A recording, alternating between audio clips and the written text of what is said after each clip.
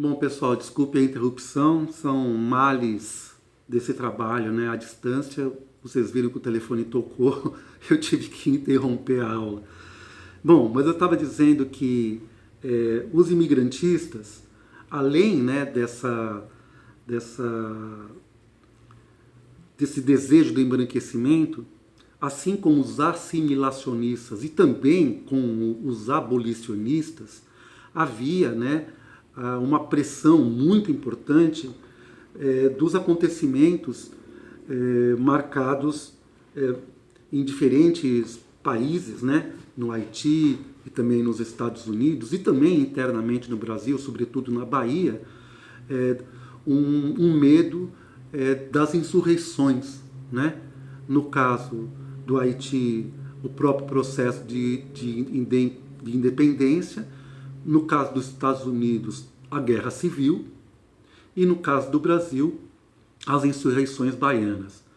Então, nós percebemos que, nesse momento, esses três grupos de intelectuais, eles estavam, podemos dizer, pressionados, né, por movimentos de libertação que estavam batendo a porta, né? Ou seja, não foi então a abolição que se constituiu na virada do século, não foi um processo de, podemos dizer, de um acesso de uma moralidade cristã ou que os proprietários de terra se tornassem bonzinhos de uma hora para outra. Havia um medo, né?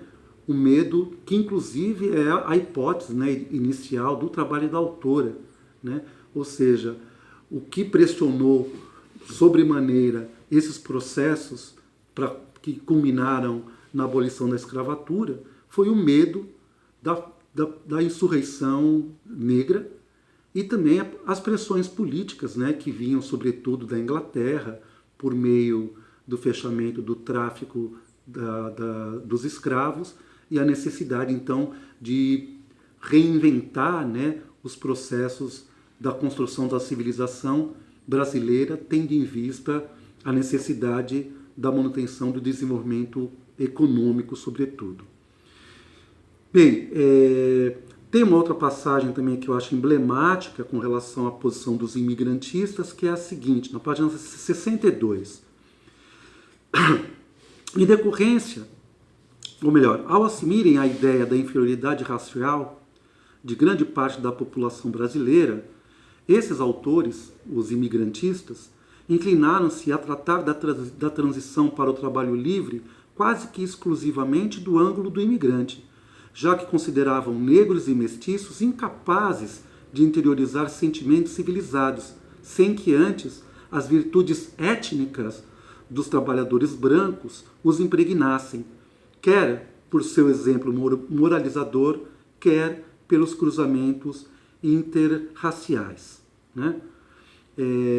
Nós vemos aqui a força das teorias racialistas, sobretudo numa outra passagem em que é chamada a atenção para as aptidões naturais dos negros como um entrave para o processo civilizatório nacional. Também eu vou ler para vocês. Os reformadores, que no século passado se viram às voltas com essa questão, bebiam também das fontes recém-abertas pelos teóricos das raças humanas e das aptidões naturais. Os argumentos liberais e raciais, ou seja, os argumentos dos assimilacionistas e os argumentos dos racialistas, dos imigrantistas, convergiam para que a suposta irracionalidade da escravidão fosse explicada tanto em termos do caráter compulsório do seu regime de trabalho, ou seja, uma crítica, né, ao latifúndio, quanto pela inferioridade racial dos escravos africanos. Há uma ligação explícita e até mesmo orgânica entre branco e trabalho livre, e, portanto, liberdade, progresso, civilização, o que, por sua vez, implica na pequena propriedade, cultura intensiva e diversificada e também do desenvolvimento. Já o negro definia-se pela falta disso tudo, ou pela negação do que é bom, do que é ideal. O negro era o real a corrigir, pois denotava a própria escravidão e, por conseguinte, trabalho compulsório, atraso, barbárie e imoralidade, o que implicava grande propriedade, monocultura extensiva e rotineira estagnação. É curioso, né, essa passagem, porque os imigrantistas, eles não só adjudicavam uma certa demora, podemos dizer, do Brasil entrar no cenário moderno por conta da própria organização da produção calcada no latifúndio, mas sobretudo por conta da própria natureza do elemento negro. Ou seja, em última análise, os negros, eles eram culpados por serem escravizados, eles eram culpados pela existência do latifúndio, porque como eles não eram dotados, entre aspas, né, pessoal, para o trabalho livre, só poderia o seu destino ser a escravidão e a natureza da produção nacional ser o latifúndio. Curioso, né? É terrível. Bom, nós temos então uma outra passagem que eu acho que resume um pouco essa força da perspectiva racialista no pensamento imigrantista. O negro não era igual ao branco, isso está na página 68. Não pelo motivo de sua cor epidérmica, mas devido a uma razão mais profunda e incontrolável, porque biológica. Isto é, a filiação da raça. As origens arianas, ou não, é que determinariam a superioridade ou a inferioridade de uma raça, o que, por sua vez, explicaria a posição que lhe fora destinada na sociedade. Por fim, né, nós temos aqui mais duas passagens que eu gostaria de trazer para vocês. A marca, novamente, da antropologia física, que marca as teorias racialistas, como nós vimos nas duas últimas aulas, e isso está expresso na seguinte passagem. O que constitui, porém, o grosso modo da nossa população escrava é o contingente das outras populações caracterizadas, todas anatomicamente, pela sua menor massa de substância cerebral. E essa condição anatômica de inferioridade é bem própria para abrandar os rancores abolicionistas contra a parte da sociedade que tem por si a vantagem efetiva de superioridade intelectual. Na verdade, aqui os imigrantistas estão fazendo uma crítica aos abolicionistas, dizendo o quê? Ok, nós vamos libertar o contingente negro, mas eles são negros, eles são inferiores, o cérebro é menor, eles anatomicamente já trazem as marcas da sua inferioridade racial. Então, para os imigrantistas, a solução da abolição por si só não era, podemos dizer, suficiente, né? Era necessário acabar com a raça negra por meio do cruzamento da raça negra com a raça branca, notadamente por meio de um mediador, né, que seria o mulato, né? O mulato miscigenando com os brancos resultaria num branqueamento da população brasileira, né? E dentre, talvez, os que mais defendiam essa perspectiva de uma espécie de uma seleção natural por meio da miscigenação foi o Silvio Romero. Aqui, então, eu tenho uma passagem do seu pensamento. A minha tese, pois, é que a vitória na luta pela vida entre nós pertencerá, no porvir, ao branco, mas que este, por essa mesma vitória, atentas às agruras do clima, tem necessidade de aproveitar-se do que é útil às outras duas raças que lhe podem fornecer, que essas raças podem lhe fornecer. Maxime a preta, com o que tem mais cruzado. Pela seleção natural, todavia, de prestado auxílio do que necessita, o tipo branco irá tomando a preponderância até mostrar-se puro e belo, como no velho mundo. Será quando já estiver de todo aclimatado no continente. Dois fatos contribuirão largamente para tal resultado. De um lado, a extinção do tráfico africano, ou seja, vamos parar de trazer negros para o Brasil, e o desaparecimento constante dos índios, ou seja, a exterminação, o extermínio dos índios. E do outro, a imigração europeia. Então nós vemos aqui três movimentos, né? Um movimento, a miscigenação com os brancos.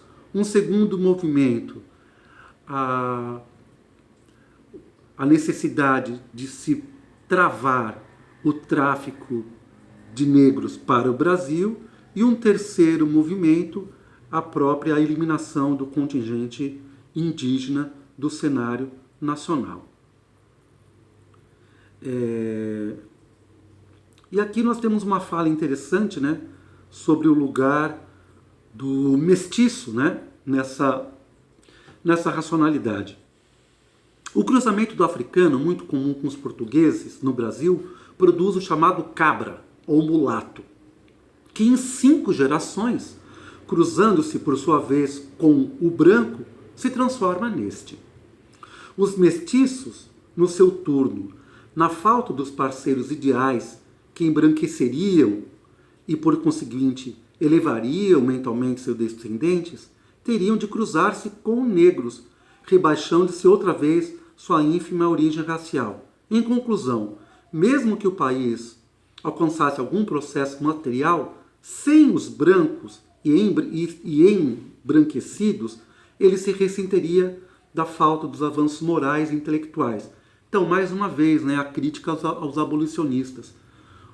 O processo de desenvolvimento do Brasil não era apenas debitário de emancipar os negros, né, por meio, queira, da coação do trabalho, como julgavam os emancipacionistas, os assimilacionistas, ou por meio simplesmente da abolição.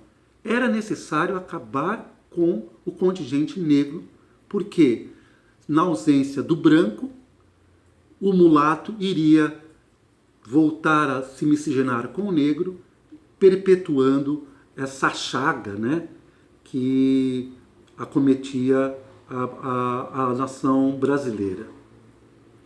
Bom, por fim, então, talvez mais uma passagem interessante com relação ao mulato. Ele diz o seguinte,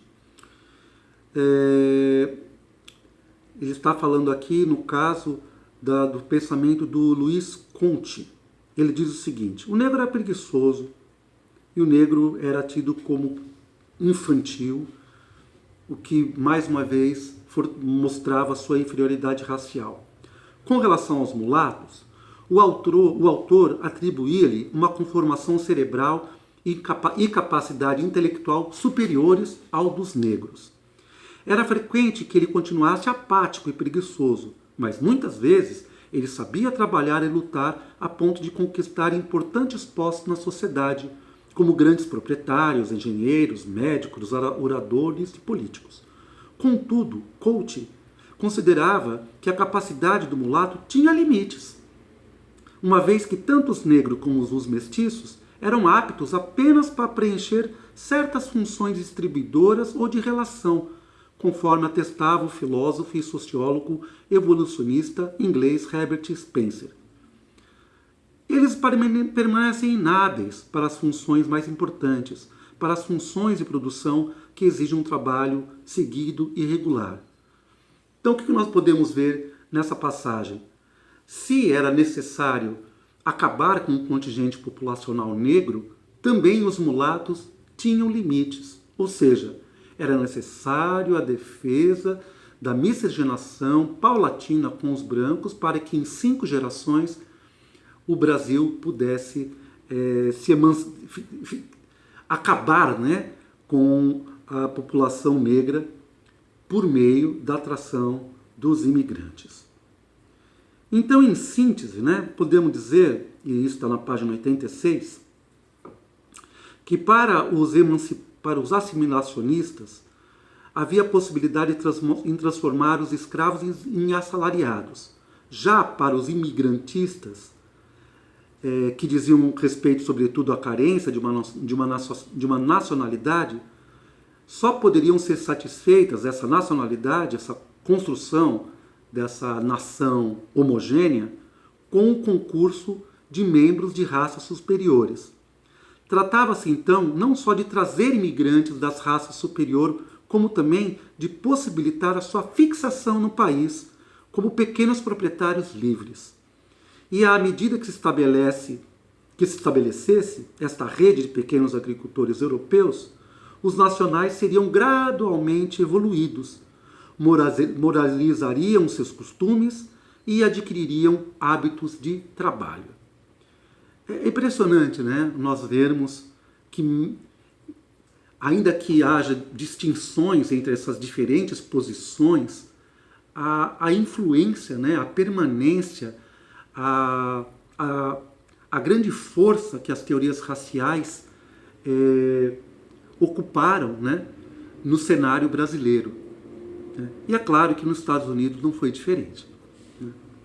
Vamos ver agora os abolicionistas. Bom, os abolicionistas também, assim como os assimilacionistas e assim como os imigrantistas, tinham por trás, né, a sombra do perigo das insurreições e das guerras e das revoluções. Por isso que, segundo a autora, eles propunham uma saída por meios legais, antecipando as possibilidades das revoltas, antecipando as possibilidades de processos, podemos dizer assim, mais caoticamente impetrados por meio das possíveis ondas revolucionárias das populações negras, né? Ao contrário dos primeiros emancipacionistas, os assimilacionistas, né, que tratavam da questão da extinção da escravidão com uma perspectiva longínqua que iria ser paulatinamente conquistada, os abolicionistas deixavam entrever a percepção de que futuros sem escravos tornavam-se cada vez mais próximos, ameaçando mesmo o acontecer sem a mediação racionalizadora da política. Ou seja, a saída nesse caso era uma saída parlamentar, era uma saída legalizada, antecipando qualquer possibilidade de eventos conflituosos, né? Curiosamente, nessa passagem do texto, a autora já traz um pouco daquilo que nos anos seguintes, notadamente a partir da década de 30, vai se constituir naquilo que nós chamamos de uma democracia racial, né? Sobretudo a partir das ideias de Joaquim Nabuco, há uma ideia de que o Brasil ele gozava de uma espécie de uma harmonia racial, no qual o Brasil não era tocado pelos preconceitos, tendo em vista que os senhores dos escravos do Brasil seriam mais benevolentes, né, com os escravos, contrariamente ao que aconteceu nos Estados Unidos. E também aqui no Brasil já havia uma miscigenação entre negros e brancos. Claro que nós sabemos que essa miscigenação se deu sobretudo pela violência, né, pela violação das mulheres no cativeiro, ainda que, notadamente, existe até uma passagem, não dos abolicionistas, mas dos imigrantistas, dizendo que era lógico que as mulheres negras deviam com bons olhos se deitar na cama com os homens brancos, e o que nós sabemos que é uma inverdade, né? Uma maior parte do processo de miscigenação se deu pela violência sexual contra as mulheres em cativeiro. Mesmo assim, o Joaquim Nabuco ele nos coloca, né, que o que marca o Brasil e que poderia, então, a partir da abolição da escravatura por meios legais, constituir uma nação harmônica, seria essa ausência de preconceitos. Como eu estava dizendo para vocês, esse ideário vai marcar o ideário nacional até a década de 60, quando, por meio do regime militar, nós vemos esse ideário sendo desmontado. Então aqui tem uma passagem interessante que eu gostaria de trazer, que fala sobre essa perspectiva do Joaquim Nabuco.